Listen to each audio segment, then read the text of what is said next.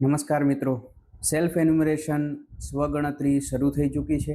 તમને ખ્યાલ છે તેમ 1 જૂન 2026થી લઈને 30 જૂન 2026 સુધી વસ્તી ગણતરીનો પ્રથમ તબક્કો શરૂ થવાનો છે. તો આ પ્રથમ તબક્કાના 15 દિવસ અગાઉ સેલ્ફ એન્યુમરેશન શરૂ થવાનું છે. આની અંદર લોકો પોતે જ પોતાની ગણતરી કરાવી શકે છે ઓનલાઈન. તો આપણે આ વિડીયોની અંદર આ પૂરેપૂરી પ્રોસેસ સમજવાની છે કે કેવી રીતે આપણે સ્વગણતરી પૂર્ણ કરી શકીએ છીએ. ચાલો તો આપણે જોઈએ. સ્વગણતરી માટે સેન્સસની વેબસાઇટ પર જવું પડશે. એ વેબસાઇટ છે se.census.gov.in. આ વેબસાઇટની આપણે મુલાકાત લઈશું તો આપણને શરૂઆતની અંદર જ સેલ્ફ એન્યુમરેશન HLO લોગિન બતાવે છે. તો એની અંદર આપણે આપણું રાજ્ય સિલેક્ટ કરવાનું છે. ત્યારબાદ નીચે જે કેપ્ચા આપેલો છે એ ટાઈપ કરવાનો છે અને વેરીફાઈ એન્ડ પ્રોસીડ કરવાનું છે. તમે વેરીફાઈડ એન્ડ પ્રોસીડ કરશો, આગળ વધશો એટલે એક મેસેજ લખેલો આવશે. એ મેસેજ તમે આ ફોટોમાં જોઈ શકો છો. અહીંયા આપણું સ્વાગત કરવામાં આવે છે અને એવું કહેવામાં આવે છે કે લગભગ 15થી 20 મિનિટ આ સ્વગણતરી માટે લાગશે. જ્યારે આ બધી જ કામગીરી પૂરી થઈ જાય એટલે આપણને છેલ્લે એક નંબર આપવામાં આવશે જે H થી શરૂ થતો હશે. તો એ નંબર આપણે સાચવી રાખવાનો છે. જ્યારે પણ ગણતરીદાર આપણા ઘરે આવે ત્યારે આપણે સ્વગણતરી કરેલ છે એવું એને જાણ કરવાની છે અને આપણો સ્વગણતરીનો નંબર એને આપવાનો છે. તમે ઓકે ક્લિક કરશો એટલે આગળ વધશો. એની અંદર અગાઉના સ્ટેપની અંદર આપણે આપણું રાજ્ય પસંદ કરેલું હતું એટલે એ એમને એમ જ આવવાનું છે. ત્યારબાદ ઘરના મુખ્ય વ્યક્તિનું નામ લખવાનું છે. મુખ્ય વ્યક્તિ એટલે એવો વ્યક્તિ કે જે ઘરનું સંચાલન કરતો હોય, ઘરના અગત્યના નિર્ણયો લેતો હોય, ઘરનું ભરણ પોષણ કરતો હોય, એને મુખ્ય વ્યક્તિ તરીકે ગણવામાં આવશે. આ વ્યક્તિ કોઈ પણ હોઈ શકે, સ્ત્રી પણ હોઈ શકે, પુરુષ પણ હોઈ શકે, નાની ઉંમરનું પણ હોઈ શકે, મોટી ઉંમરનું પણ હોઈ શકે. એટલે આપણા મગજની અંદર એવો ખ્યાલ હોય કે ઘરની અંદર જે મોભી માણસ હોય, મોટી ઉંમરનો માણસ હોય, પુરુષ હોય, એ જ ઘરનો મુખ્ય માણસ હોઈ શકે એવું વસ્તી ગણતરીની અંદર નથી હોતું. તો અહીંયા જે વ્યક્તિ ઘરના અગત્યના નિર્ણયો લે છે એને આપણે મુખ્ય માણસ ગણીને એનું પૂરું નામ લખવાનું છે. એનું પૂરું નામ લખીને મોબાઈલ નંબર લખવાનો છે અને ઈમેલ એડ્રેસ ઓપ્શનલમાં છે, જો લખવું હોય તો આપણે લખી શકીએ છીએ. ત્યારબાદ વેરીફાઈડ એન્ડ પ્રોસીડમાં તમે ક્લિક કરશો એટલે તમને એક મેસેજ બતાવશે. એ મેસેજમાં એવું લખેલું છે કે તમે એક વખત ઘરના મુખ્ય માણસનું નામ લખી દો છો પછી તે બદલાશે નહીં. એટલે એ બરાબર રીતે લખેલું છે કે નહીં એના માટે આપણને આ મેસેજ આવેલો છે. આપણે એમાં ઓકે ક્લિક કરી દેવાનું જો કોઈ સુધારો નથી તો. આપણે ઓકે ક્લિક કરીશું એટલે આપણને ઓટીપી આવવાનો છે. આ મેસેજમાં જે ઓટીપી દેખાય છે એ ઓટીપી તમારે ત્યાં એન્ટર કરવાનો થશે. તમે જ્યારે ઓટીપી એન્ટર કરો છો ત્યારે તમારે ખાસ એ જોવાનું છે કે ઉપર લેંગ્વેજ સિલેક્ટ કરવા માટેનો એક ડ્રોપ ડાઉન બોક્સ છે. તો ત્યાં આપણે આપણી લેંગ્વેજ ગુજરાતી પસંદ કરવાની છે. કારણ કે એક વખત આપણે લેંગ્વેજ પસંદ કરીશું પછી એ બદલાશે નહીં. ભાષા પસંદ કરીને પછી આપણે ઓટીપી નાખીશું અને વેરીફાઈ થઈ ગયા પછી આપણને એક મેસેજ જોવા મળે છે. એની અંદર આપણને એવી સૂચના આપવામાં આવે છે કે આપણે આપણા ઘરનું લોકેશન નક્કી કરવાનું છે, સિલેક્ટ કરવાનું છે, પસંદ કરવાનું છે. તો એની અંદર એક મેપ ખુલે છે. એ મેપની અંદર લાલ કલરનું માર્ક છે, એ આપણા ઘરની ઉપર માર્ક લગાવવાનું છે. એટલે આપણે મેપ જે છે એની અંદર આપણું ઘર શોધીને એના ઉપર એ લાલ માર્ક કરવાનું છે. આ માર્ક કરવું એટલા માટે જરૂરી છે જેથી નક્કી થાય કે આપણું ઘર જે છે એ કયા ઘર યાદી બ્લોકની અંદર આવે છે. મેપ જે છે એમાં લોકેશનને લાવવા માટે તમે 2 આંગળીનો ઉપયોગ કરીને મેપ છે એને ખસેડી શકો છો, એને ઝૂમ કરી શકો છો, એને ઝૂમ આઉટ કરી શકો છો. તો આ મેસેજ ઉપર તમે ઓકે ક્લિક કરશો એટલે સીધું જ લોકેશન સિલેક્ટ કરવા માટેનું પેજ આવી જશે. કુલ આ જે છે 6 સ્ટેપમાં થાય છે કામગીરી. એમાંથી આ પહેલું સ્ટેપ છે સ્થળ સંકેતની વિગત કે આપણે ક્યાં રહીએ છીએ. એની અંદર આપણે આપણું રાજ્ય પહેલેથી જ સિલેક્ટ કરેલું છે, પછી જિલ્લો સિલેક્ટ કરવાનો છે, કોડ નાખવાનો છે, પિનકોડ, અને ત્યારબાદ આપણું ગામ હોય, શહેર હોય, એનું મુખ્ય જગ્યા હોય, મુખ્ય સ્થળ હોય, લેન્ડમાર્ક હોય એ તમારે નાખવાનું છે, જેથી શું થશે, નીચે જે મેપ આપેલો છે એ ઓટોમેટિક એ જગ્યાને લોકેટ કરશે, તો ત્યાંથી તમે પોતાનું ઘર જે છે બહુ સહેલાઈથી ઝૂમ કરીને શોધી શકશો. તો આવી રીતે આપણી આ વિગત ભરીને મેપને ઝૂમ કરીને આપણું જ્યાં ઘર આવે છે ત્યાં લાલ માર્ક જે છે એને મૂકવાનું છે. તમે આ સેટ કરી લેશો પછી એ સ્થળની આપણે પુષ્ટિ કરવાની છે. અહીંયા તમે જે ફોટો જોઈ રહ્યા છો એ રીતે લોકેટ કરી દીધું છે લાલ માર્ક. પછી આપણે સ્થળની પુષ્ટિ કરી દેવાની છે, લોકેશન જે છે એ બરાબર છે એ પુષ્ટિ કરીને આપણે સેવ કરીને આગળ વધવાનું છે. એટલે છેલ્લે એક કન્ફર્મેશન આવે છે કે આપણે જે લોકેશન નક્કી કર્યું છે એ બરાબર છે. જો ખોટું લોકેશન હશે તો આપણા ઘરયાદી બ્લોકના જે ગણતરીદાર હશે એને આપણું ઘર મળશે નહીં. જો એ નક્કી હોય આપણું લોકેશન બરાબર સાચું છે તો આપણે હા કહીને સ્થળની પુષ્ટિ કરીશું. તો આપણું સ્થળને લોકેટ કરવા માટેનું પહેલું સ્ટેપ જે છે પૂરું થાય છે. બીજું સ્ટેપ શરૂ થાય છે જનગણના ઘરની વિગતો. આની અંદર આપણા જનગણના ઘરની વિગતો લખવાની છે. જનગણના ઘર એટલે શું સમજવાનું છે, એ કોઈ એક મકાન છે એની અંદર કોઈ એક કુટુંબ રહે છે. એ જે મકાન છે એનો દરવાજો જે છે એ બહાર રોડ પર પડતો હોય કે સહિયારા વાડામાં પડતો હોય કે પછી સીડીમાં પડતો હોય, એટલે કે એને એક અલગ દરવાજો હોય અને એની અંદર કુટુંબ રહેતા હોય તો એને આપણે જનગણના ઘર કહીશું. હવેથી પ્રશ્નો પૂછવાની શરૂઆત થાય છે.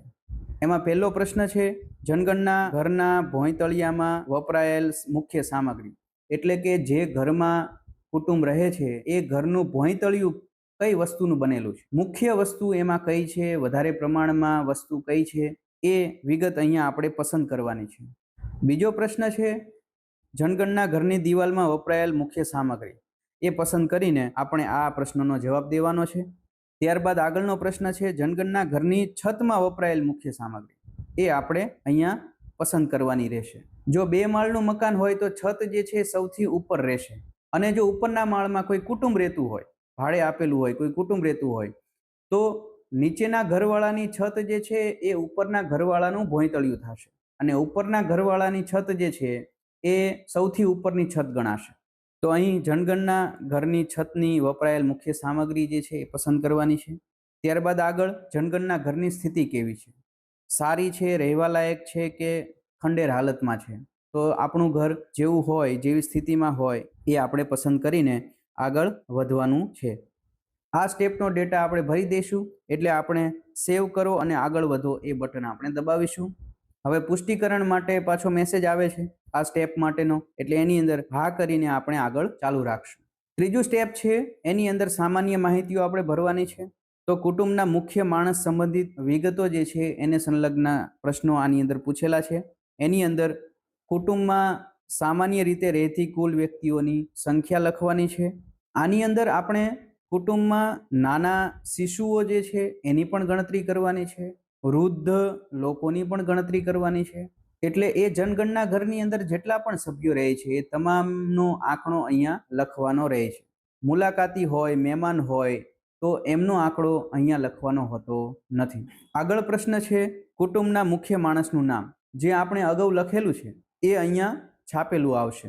એની અંદર હવે આપણે કોઈ બદલાવ કરી શકીશું નહીં, પરંતુ એની નીચે એક પ્રશ્ન છે કુટુંબના મુખ્ય માણસનું નામ, આપણે જે ભાષા પસંદ કરી છે ગુજરાતી ભાષા, તો એ આપણે ગુજરાતી ભાષામાં એ આપણે નામ લખી દઈશું. અને આગળ પછી કુટુંબના મુખ્ય માણસની જાતિ શું છે, સ્ત્રી છે, પુરુષ છે કે પછી ટ્રાન્સજેન્ડર વ્યક્તિ છે, એ જાતિ પસંદ કરીને આપણે આગળ વધીશું. પછી પ્રશ્ન એવો પૂછે છે કે જે કુટુંબ છે, કુટુંબનો મુખ્ય માણસ છે, શું અનુસૂચિત જાતિ કે અનુસૂચિત જનજાતિમાં કે અન્યમાં આવે છે, તો એ વિગત આપણે ભરવાની થશે. એની અંદર અહીંયા એક લિંક આપેલી છે, લિંક તમે ક્લિક કરશો એટલે તમને અનુસૂચિત જાતિ અને અનુસૂચિત જનજાતિની યાદી જોવા મળશે. અહીંયા બીજી એક ખાસ બાબત એ પણ છે કે અનુસૂચિત જાતિ માત્ર હિન્દુ, શીખ અને બૌદ્ધ ધર્મમાં જ આવે છે, અન્ય કોઈ પણ ધર્મમાં આવતું નથી. અને અનુસૂચિત જનજાતિ એ કોઈ પણ ધર્મમાં આવી શકે છે. એ મુજબ અનુસૂચિત જાતિ, અનુસૂચિત જનજાતિ કે અન્ય પસંદ કરીને આગળ વધવાનું છે. એ વિગત ભરીને આગળ જઈએ આપણે તો ઘરની માલિકીનો દરજ્જો, આ જે જનગણના ઘર જે છે એની માલિકીનો આ પ્રશ્ન છે. જનગણના ઘરની અંદર જે મુખ્ય વ્યક્તિ રહે છે એની માલિકીનું આ ઘર છે કે પછી આ ભાડાનું ઘર છે. ધારો કે કોઈ ક્વાર્ટરમાં રહે છે તો એને પણ ભાડાનું મકાન ગણાશે. એની નીચે બીજો પ્રશ્ન છે રહેવાના ઉપયોગમાં આવતા ઓરડાની સંખ્યા. તો જે જનગણના ઘર છે, જ્યાં કુટુંબ રહે છે, એમાં કુલ કેટલા ઓરડાઓ છે? આ ઓરડાઓની અંદર રસોડું, બાથરૂમ, શૌચાલય, સ્ટોર રૂમ, આવા જવાનો રસ્તો વગેરેને આપણે ગણતરીમાં લેવાના નથી. ત્યારબાદ આગળ પ્રશ્ન છે આ કુટુંબમાં રહેતા પરિણીત દંપતીઓની સંખ્યા. તો જે જનગણના ઘરની વિગતો ભરાઈ રહી છે, તો એ જનગણના ઘરની અંદર જે કુટુંબ રહે છે એ કુટુંબની અંદર કેટલા દંપતીઓ છે એની સંખ્યા અહીંયા લખવાની છે. અને પછી આગળ સેવ કરો અને આગળ વધો એ બટન દબાવવાનું છે. એટલે આ સ્ટેપ અહીંયા પૂરું થશે. સ્પષ્ટીકરણ માટેનો એક મેસેજ આવશે, એની અંદર હા કરીને આપણે ચાલુ રાખવાનું છે. ત્યારબાદ ચોથું સ્ટેપ આવે છે સુવિધાઓ. કુટુંબ પાસે એ જનગણના ઘરમાં શું શું સુવિધાઓ છે એની વિગતો અહીંયા આપણે ભરવાની છે. એની અંદર પહેલો પ્રશ્ન છે પીવાના પાણીનો મુખ્ય સ્ત્રોત, એટલે કે કુટુંબને પાણી કેવી રીતે ઉપલબ્ધ થાય છે. એની અંદર જે બધા સ્ત્રોત છે એ ખાસ જોવાના છે કે કુટુંબ વર્ષ દરમિયાન કયા સ્ત્રોતમાંથી પાણી મેળવે છે. અહીંયા એવું પણ બની શકે છે કે એકથી વધારે સ્ત્રોતનો ઉપયોગ કરતા હોય, તો પછી જે સૌથી વધારે ઉપયોગ કરતા હોય એને આપણે માન્યતા આપીને એને પસંદ કરવાનો છે. ત્યારબાદનો પ્રશ્ન છે પીવાના પાણીના સ્ત્રોતની ઉપલબ્ધતા, કે આ જે પીવાના પાણી આપણને પ્રાપ્ત થાય છે એ સ્ત્રોત કઈ જગ્યાએ છે. આપણું જે પરિસર છે, આંગણું છે, ત્યાં છે, પરિસરની નજીક એટલે આપણું આંગણું છે, આપણું જનગણના ઘર છે, ત્યાંથી નજીકમાં છે. હવે નજીકની અંદર પણ અહીંયા આપેલું છે કે જો પરિસરથી 100 મીટરની મર્યાદામાં પાણીનો સ્ત્રોત આપણને ઉપલબ્ધ હોય શહેરમાં, તો આપણે પરિસરની નજીક પસંદ કરવાનું છે. અને ગામડાની અંદર 500 મીટરની અંદર જો આ સ્ત્રોત ઉપલબ્ધ હોય તો એને આપણે પરિસરની નજીકમાં ગણશું. શહેરની અંદર 100 મીટરથી દૂર અને ગામડાની અંદર 500 મીટરથી દૂર જો આ પીવાના પાણીનો સ્ત્રોત આવેલો હોય તો એને પરિસરથી દૂર પસંદ કરવાનું છે. પ્રકાશનો મુખ્ય સ્ત્રોત. કુટુંબ જે છે એ આખા વર્ષ દરમિયાન પ્રકાશનો કયો સ્ત્રોત વધુ વાપરે છે, આપણે એ પસંદ કરવાનું રહેશે. એમાં આપણા ઘરે લાઇટનું કનેક્શન હોય તો વીજળી પસંદ કરીશું. સૌર ઉર્જા એટલે કે આપણી પાસે લાઇટનું કનેક્શન છે જ નહીં અને પૂરેપૂરું સૌર ઉર્જા ઉપર જ આધારિત છે આપણા ઘરની લાઇટ, તો આપણે એ ઓપ્શન પસંદ કરવાનું છે. તો એની અંદર જે ઓપ્શન્સ બધા આપ્યા છે એમાંથી જે લાગુ પડે છે એ આપણે પસંદ કરીને આગળ વધવાનું છે. ત્યારબાદનો પ્રશ્ન છે શૌચાલયનો ઉપયોગ. જનગણના ઘરની અંદર શૌચાલય છે કે નહીં, પહેલા તો એ પસંદ કરવાનું છે. જો હા હોય તો એનો ઉપયોગ કેવી રીતે થાય છે, એક જ કુટુંબ દ્વારા થાય છે કે પછી અન્ય કુટુંબ સાથે સહિયારો ઉપયોગ કરવામાં આવે છે કે પછી જાહેર શૌચાલય. જાહેર શૌચાલય એટલે ત્યાં બધા જ પૈસા આપીને અથવા તો મુફ્તમાં શૌચાલયનો ઉપયોગ કરતા હોય, અને અન્ય કુટુંબ સાથે વહેંચાયેલું જે છે એને જાહેર ગણાતું નથી. એ ખાસ આપણે ધ્યાન રાખીશું. આગળનો પ્રશ્ન જે છે એ છે શૌચાલયનો પ્રકાર. શૌચાલય જનગણના ઘર પાસે છે તો એ કેવું છે, કુટુંબ જે શૌચાલયનો ઉપયોગ કરે છે એની બનાવટ કેવી છે, એ અહીંયા આપણે પસંદ કરવાનું છે. ત્યારબાદનો પ્રશ્ન છે ગંદા પાણીના નિકાલનું જોડાણ. ગંદા પાણીમાં આપણે જે ગણવાનું થાય છે એ છે રસોડાનું ગંદુ પાણી, નાહવા ધોવાનું ગંદુ પાણી. એટલે એ ગંદા પાણીના નિકાલની વ્યવસ્થા શું છે, બંધ ગટર છે, ખુલ્લી ગટર છે કે પછી ગટર છે જ નહીં. તો આપણી જે પરિસ્થિતિ હોય એ મુજબ આપણે એની અંદર પસંદ કરીને આગળ વધવાનું છે. પરિસરમાં આંગણામાં સ્નાનગૃહની વ્યવસ્થા છે કે નહીં, લાગુ પડતો ઓપ્શન પસંદ કરવાનો છે. આગળ પ્રશ્ન છે રસોડું અને એલપીજી અથવા પીએનજીના જોડાણની ઉપલબ્ધતા. આની અંદર જનગણના ઘરમાં જે લાગુ પડતું વસ્તુ હોય એ આપણે પસંદ કરવાની થશે. જો રસોડામાં રસોઈ થતી હોય તો એલપીજી જોડાણ છે કે નહીં એ પસંદ કરવાનું થાય. જો રસોડું ન હોય અને ઘરની અંદર કોઈ ખૂણામાં રસોઈ થતી હોય તો એની અંદર એલપીજી જોડાણ છે કે નહીં એ પસંદ કરવાનું છે. જો ઘરની બહાર ખુલ્લામાં રસોઈ થતી હોય તો એમાં પણ એલપીજી છે કે નહીં, પીએનજી છે કે નહીં એ ઓપ્શન પસંદ કરવાનો છે. અને જો રસોઈ ન જ બનતી હોય જનગણના ઘરમાં તો પછી આપણે એ ઓપ્શન પસંદ કરવાનો રહેશે. આગળનો પ્રશ્ન છે રસોઈ માટે ઉપયોગમાં લેવાતું મુખ્ય ઈંધણ. તો રસોઈ બનાવવા માટે જે કોઈ પણ મુખ્ય ઈંધણ, લાકડા છે, છાણા છે, પાક અવશેષ છે, કેરોસીન, એલપીજી વગેરે જે કોઈ પણનો ઉપયોગ આપણે વર્ષ દરમિયાન સૌથી વધારે કરતા હોય એ ઓપ્શનને પસંદ કરીને આપણે આગળ વધવાનું છે. આ પ્રશ્ન જે છે એ આ સ્ટેપનો છેલ્લો પ્રશ્ન હતો. હવે એમાં સેવ કરો અને આગળ વધો બટન દબાવશો, એમાં પુષ્ટિકરણનો મેસેજ આવશે, એની અંદર હા કરીને આપણે આગળ વધીશું. Step number 5, અસ્કયામતો. કુટુંબ પાસે કઈ કઈ અસ્કયામતો ઉપલબ્ધ છે એના વિશેના પ્રશ્નો અહીંયા છે. રેડિયો ટ્રાન્ઝિસ્ટર પહેલો પ્રશ્ન છે. કુટુંબના જે સભ્યો છે એ રેડિયો સાંભળવા માટે સૌથી વધુ જે ઉપકરણનો ઉપયોગ કરતા હોય એ આપણે અહીંયા પસંદ કરવાનું છે. પરંપરાગત રેડિયો સેટ છે, મોબાઈલ સ્માર્ટફોન છે કે અન્ય કોઈ ઉપકરણ, તો જે લાગુ પડતું હોય પસંદ કરીને આગળ વધીશું. ત્યારબાદ આપણે જોઈશું કુટુંબ પાસે ટેલિવિઝન છે કે નહીં. તો જો કુટુંબ પાસે ટેલિવિઝન હોય તો યસ પસંદ કરવાનું છે. એ ટેલિવિઝનમાં જે પ્રસારણો આવે છે એ કેવી રીતે આવે છે, દૂરદર્શનની નિઃશુલ્ક ડિસ્ક છે કે પછી અન્ય કોઈ ડિશ છે, કેબલ કનેક્શન છે, કે જો ઇન્ટરનેટનો ઉપયોગ કરીને ટીવી જોતા હોય તો પછી અન્ય કોઈ એવી રીતે પસંદ કરી શકાય છે. ત્યારબાદ પ્રશ્ન છે ઇન્ટરનેટનો ઉપયોગ કુટુંબ કરે છે કે નહીં. જો હા ઇન્ટરનેટનો ઉપયોગ કરતો હોય તો એ સૌથી વધારે કયા ઉપકરણોની અંદર ઇન્ટરનેટનો ઉપયોગ કરે છે, ઘરના તમામ સભ્યોમાં સૌથી વધારે કયા ઉપકરણનો ઉપયોગ વધારે થાય છે એ અહીંયા પસંદ કરીને આગળ વધવાનું છે. ત્યારબાદનો પ્રશ્ન છે કે કુટુંબ પાસે લેપટોપ કે કમ્પ્યુટર છે કે નહીં. હા કે ના પસંદ કરીને આગળ વધી જવાનું છે. કુટુંબ પાસે ટેલિફોન કે મોબાઈલ ફોન કે સ્માર્ટફોન છે કે નહીં, તો એને લગતા પ્રશ્નમાં જે લાગુ પડતું હોય એ આપણે અહીંયા પસંદ કરીને આગળ વધવાનું થાય છે. કુટુંબ પાસે સાયકલ અને સ્કૂટર ઉપલબ્ધ છે કે નહીં, તો એમાં પણ લાગુ પડતા ઓપ્શન્સને પસંદ કરીને આગળ વધવાનું છે. કુટુંબ પાસે કાર કે જીપ છે કે નહીં. ત્યારબાદનો એ પ્રશ્ન છે કુટુંબ દ્વારા ઉપયોગમાં લેવાતું મુખ્ય અનાજ. કુટુંબ આખા વર્ષ દરમિયાન જે કોઈ પણ મુખ્ય અનાજનો ઉપયોગ કરતું હોય, સૌથી વધારે વપરાશ કરતું હોય, એ મુખ્ય અનાજને પસંદ કરીને આગળ વધવાનું છે. છેલ્લો પ્રશ્ન આ સ્ટેપનો મોબાઈલ નંબર આપણે આગળ જ નાખેલો છે. મોબાઈલ નંબર બાય ડિફોલ્ટ અહીંયા આવી જાય છે. છેલ્લે સેવ કરો અને આગળ વધો.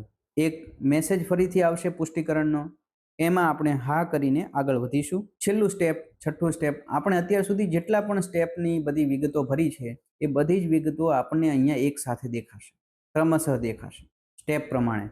તો એ બધી વિગતો આપણે ફરીથી એનું અવલોકન કરી લેવાનું છે. એ વિગતો બરાબર રીતે ભરાઈ ગઈ છે એ બધી જ વિગતોની ખરાઈ કરી લેવાની છે. ખરાઈ કરી લીધા બાદ જો બધી જ વિગતો બરાબર છે એકદમ, તો પછી અંતિમ સબમિટ કરવાનું છે. અને એની અંદર હજુ પણ કોઈ સુધારા વધારાની શક્યતા હોય તો પછી ડ્રાફ્ટ તરીકે તમે સેવ કરી શકો છો. અને જો કોઈ સુધારો હાલ જ કરવાનો હોય તો પછી તમે ફેરફાર માટે પાછા જઈ શકો છો. આપણી વિગતો બરાબર બધી જ સાચી થઈ ગઈ છે, ખરાઈ થઈ ગઈ છે, તો પછી આપણે અંતિમ સબમિટ બટન દબાવીશું. એ બટન તમે દબાવશો એટલે એક મેસેજ આવશે.